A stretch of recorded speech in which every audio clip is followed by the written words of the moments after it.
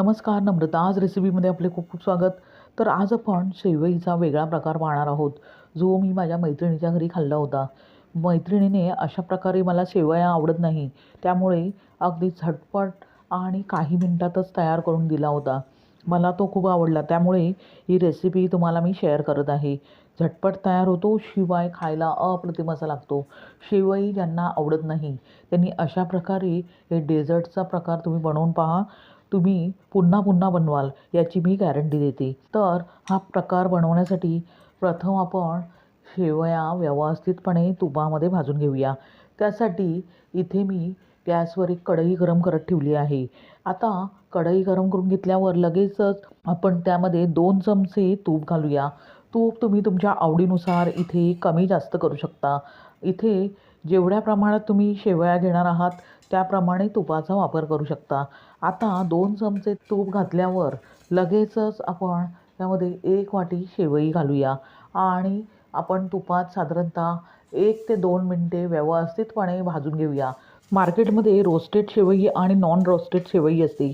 तर तुम्ही इथे रोस्टेड शेवईचा वापर करायचा आहे, म्हणजे जास्त वेळ भाजायला लागत नाही. आता अशा प्रकारे आपण गॅस बंद करून व्यवस्थितपणे साधारणतः 2 मिनिटे तुपामध्ये ह्या शेवया भाजून घेऊया. साधारणतः 2 मिनिटानंतर पाहू शकता शेवया अगदी व्यवस्थित भाजल्या गेल्या आहेत आणि त्याचा रंगही सुरेख आला आहे. ह्या स्टेजमध्ये साधारणतः पाव चमचा आपण यामध्ये ड्रायफ्रूटची अशा प्रकारे तुकडे करून घेतले आहेत ते घालूया आणि व्यवस्थितपणे एकजीव करून घेऊया. आता अशा प्रकारे ड्रायफ्रूट साधारणतः 1 मिनिटभर व्यवस्थितपणे शेवयाबरोबर परतून घेतल्यावर लगेचच आपण त्यामध्ये पाववाटी साखर घालूया आणि त्याबरोबरच पाववाटी आपण इथे पाणी घालूया आणि व्यवस्थितपणे मिश्रण एकजीव करत राहूया. पाहू शकता अगदी परफेक्ट शेवया शिजल्या आहेत. या फक्त 1 ते 1.5 मिनिटात शेवया शिजल्या जातात.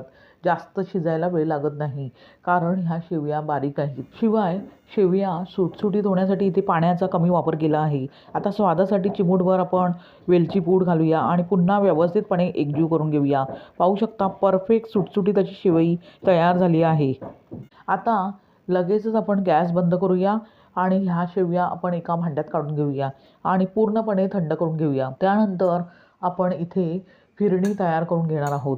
त्यासाठी आधीच मी इथे गॅसवर अर्धा लिटर दूध गरम करत ठेवले आहे.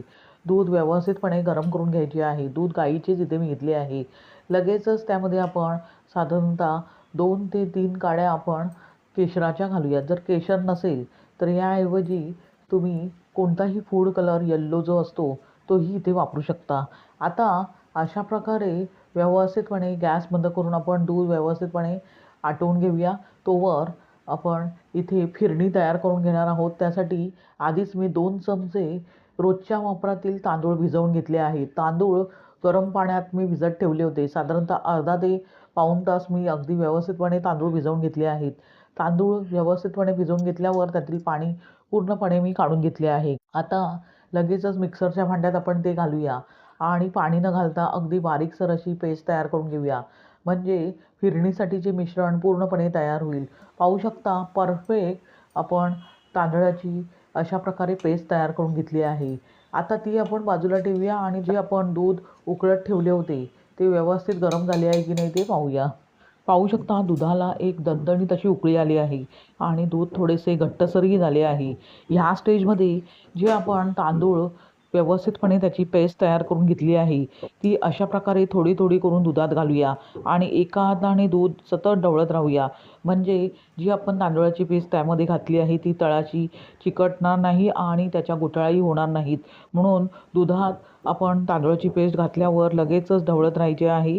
म्हणजे अगदी परफेक्ट स्मूथ टेक्स्चर या फिरणीला येते आणि अजिबात गुठळ्या होत नाही.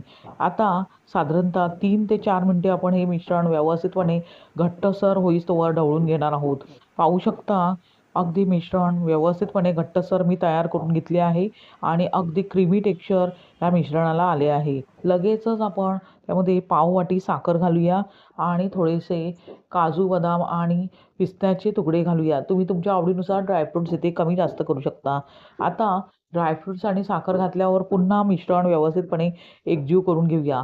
आपण साखर नंतर घातली आहे कारण तांदूळ शिजायला थोडासा वेळ लागतो. जर आधीच दुधात साखर घातली तर जी आपण फिरणी बनवत आहोत त्यामध्ये जे तांदळाचे मिश्रण घातले ते कच्चे राहण्याची शक्यता असते. म्हणून साखर शेवटीच घालायची आहे. साधारणतः 2 ते 3 मिनिटानंतर पाहू शकता परफेक्ट मिश्रण क्रीमी असे झाले आहे. अजून आपण थोडेसे हे मिश्रण आटवून घेणार आहोत. अजिबात त्याच्या गुठळ्या झाल्या नाही आहेत. म्हणजेच तळाशी अजिबात ते चिकटले नाही आहे. अशा प्रकारे अगदी तळाशी चिकटणार नाही याची खबरदारी घेऊनच सतत ढवळत मिश्रण राहायचे आहे. पाहू शकता परफेक्ट फिरणी तयार झाली आहे. फिरणी तयार करून घेतल्यावर लगेचच गॅस बंद करूया आणि ही फिरणी आपण एका भांड्यात काढून घेऊया आणि पूर्णपणे थंड करून घेऊया. त्यानंतर आपण लेयर एका भांड्यात करून घेणार आहोत. म्हणजे शेवईचे आणि हे जे आपण फिरणी तयार करून घेतली आहे त्याचे लेयर्स आपण तयार करून घेणार आहोत. आता हे मिश्रण पूर्णपणे थंड करून घेऊया.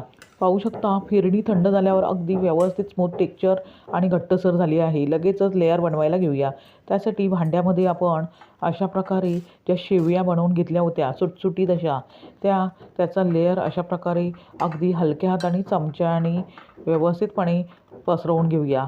त्यानंतर शेवयांचा लेयर दिल्यावर लगेचच वरून जी आपण फिरणी तयार करून घेतली होती ती त्यावर अशा प्रकारे हलक्या हाताने पसरवून घेऊया आणि त्यानंतर जे ड्रायफ्रूटचे थोडे तुकडे आपण ठेवले आहेत ते अशा प्रकारे थोडे थोडे करून त्यावर घालूया. त्यानंतर पुन्हा आपण शेवयांचा लेयर अगदी हलक्या हाताने त्यावर पसरवून घेऊया. त्यानंतर पुन्हा आपण जी फिरणी तयार करून घेतली होती त्याचा अगदी हलका लेयर त्यावर पसरवून घेऊया. त्यानंतर ड्रायफ्रूट्स घातल्यावर पुन्हा वरती आपण एक शेवयांचा लेयर अशा प्रकारे व्यवस्थितपणे पसरवून घेऊया. त्यानंतर सर्वात शेवटी वरून ड्रायफ्रूट जे राहिलेले आहेत गार्निशिंग करून घेऊया. पाहू शकता किती परफेक्ट टेक्स्चर आपण ह्या पदार्थाला आणले आहे. अगदी परफेक्ट लेयर आपण तयार करून घेतले आहेत. आता आपण हे मिश्रण फ्रीजमध्ये ठेवण्याआधी त्यावर अशा प्रकारे फॉईल पेपर लावून घेऊया. म्हणजे आईस क्रिस्टल त्यावर होणार नाहीत म्हणून फॉईल पेपरचा वापर करत आहे. आता आपण हे भांडे फ्रीजमध्ये व्यवस्थितपणे 2 तास थंडगार करून घेऊया. त्यानंतर आपण थंडगार असे हे शेवई डेझर्ट सर्व करणार आहोत. साधारणतः 2 तासानंतर भांड्यावरील जे फॉईल पेपर आहे तो व्यवस्थितपणे काढून घेऊया. पाहू शकता परफेक्ट हे जे आपण डेझर्ट तयार करून घेतले आहे. आता अशा प्रकारे पाहू शकता किती परफेक्ट लेयर असे शेवई डेझर्ट तयार झाले आहे. बघता क्षणी खावेसे वाटणारे. ज्यांना शेवयाची खीर आवडत नाही त्यांनी अशा प्रकारे हे शेवई डेझर्ट बनवून पहा आणि त्याचा आस्वाद घ्या. तुम्हाला ही रेसिपी कशी वाटली ते कमेंट करून सांगा आणि रेसिपी जर आवडलीच तर नम्रताज रेसिपीला सबस्क्राईब करा. अगदी निःशुल्क आहे. लाईक करा आणि आपल्या मित्रमैत्रिणींना शेअर करा. पुन्हा भेटूया अशाच साध्या सोप्या सुटसुटीत आणि तितक्याच चविष्ट अशा रेसिपीसह. धन्यवाद. श्री स्वामी समर्थ.